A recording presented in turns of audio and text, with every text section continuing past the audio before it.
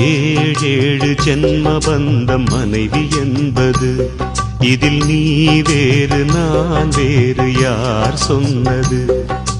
கல்யாணமே ஒரு தெய்வீகமே, சம்சாரமே அதன் சந்தோஷமே, ஒரு வானும் நிலவும் பிரிந்து வாழுமா?